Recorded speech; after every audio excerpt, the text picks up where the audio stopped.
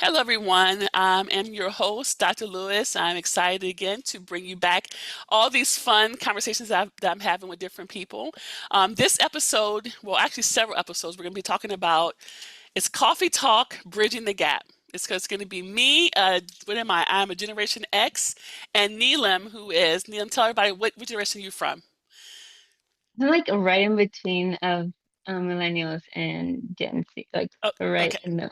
I Okay. think they even have a name, like Millennials or something like that. Oh, But I didn't yeah, know I didn't me know that. either. So you're a millennial. So she's a Yeah, millennial. Okay. yeah. So I'm excited to be with this millennial, Neelam, and we're going to be talking about topics that are important to us because we're both Christians. And so we're going to talk about different topics that's going to be probably coming from different points of views because of our age gap. I'm a Gen X, which means I'm up there in 50. I'm 52 actually, and Neelam is somewhere way not anywhere near there. So before we get started, I want to remind you who I am and what we do. I am Dr. Chriselle Lewis, and I am a co-founder of UnitedWorks.org. And our mission is to serve people and to serve God through teaching, through ministry, through life coaching, and all those different venues. And so, if you want to look us up, if you need a child who needs tutoring, you need life coaching, or you just want to join us in a ministry endeavor, please look us up at www.unitedworks.org. I can hear my husband saying, slow down. www.unitedworks.org. So, all right, so we're going to go ahead and get on hand started. So I'm excited because whenever I do these type of talks, I like to freelance. Like I just kind of like to start and see where it goes. But a lot of people I talk to don't like to do that. But yay, Neelam does. And so here we go. So our first topic, I think, is actually very controversial. I'm going to set it up for what we're going to talk about. It's controversial in my generation. I'm not sure about Neelam, so I'm excited to hear. The topic we're going to start off with, we're going to get right in it, is mental health. In particular, Christians using therapists, counselors, and things like that to support their mental health outside of prayer and scriptures. And so I want to go ahead and let you start, Neelam. Let's talk about your generation. How do you guys feel about therapy, counseling, and mental health? I think there's like two sides, or at least from what I've heard. I personally have had like a couple of like sessions or like I've taken some counseling. Therapy as like in general, I would say like two. Okay. But that was more when I started college and I started to like kind of look into that. Um, I do have a lot of friends who that have like counseling, do take therapy, more often, like maybe once a week, once every 2 weeks, or once a month. But I don't know. I feel like it could go either way because I have friends that they're like, oh, like you don't need that, like only God. And then there's friends that it's like you do need it because like just as we need doctors, just as we need like we need to be healthy mentally, like to prevent having like burnout, or even as a Christian, we think that we have to have it all together. And sometimes we don't. And sometimes we do battle with certain things that I think a professional could be useful in that sense.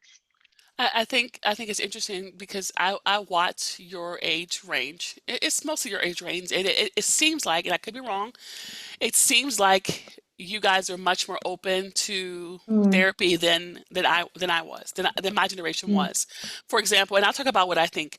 For example, I was watching a pastor on TV, and yes, it's a she. I know we had controversy about she, but she was talking about how she goes to God and her therapist every week, and this is in her sermon, and mm. I'm like, oh my God, she's telling the whole world that Yeah. she's going to her therapist, and so when I sat there, I was watching because I actually like her, and I don't know why I immediately thought that, because I have no Mm, problem going to a therapist, but I know why, because she's from your generation, and your generation has no problem saying we need God and we need therapy. But my mm. generation will say one or two things.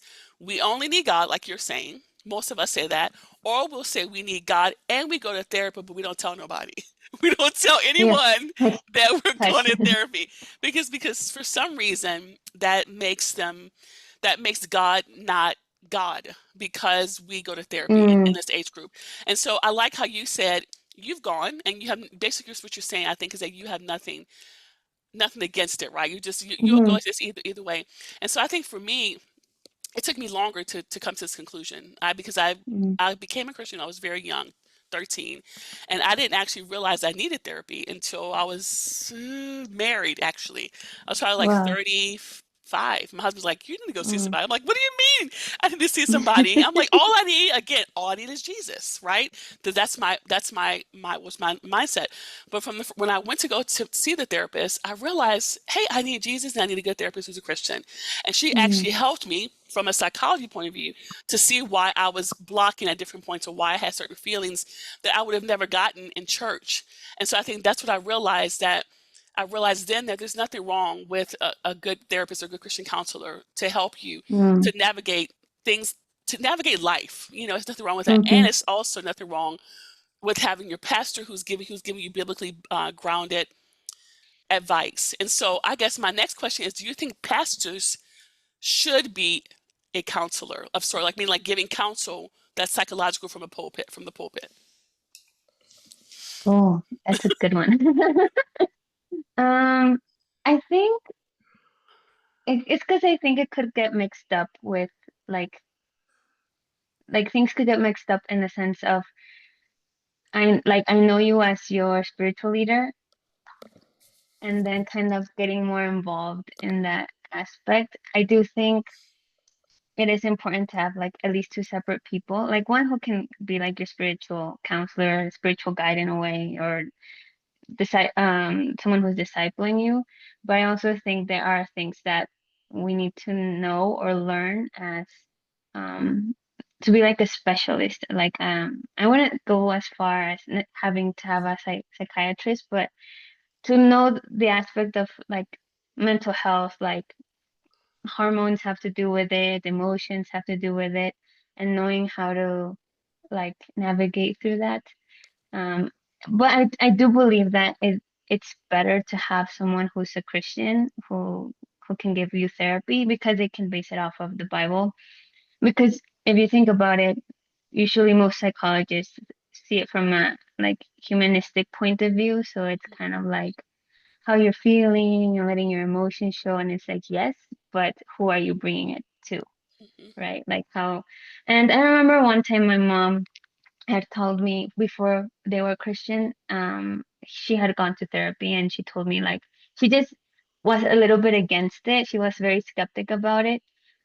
When we would hear like Christian friends saying, "Oh yeah, like we take our son or our daughter to a psychologist," because of her experience with that. Like just it was very kind of like putting yourself in God's place.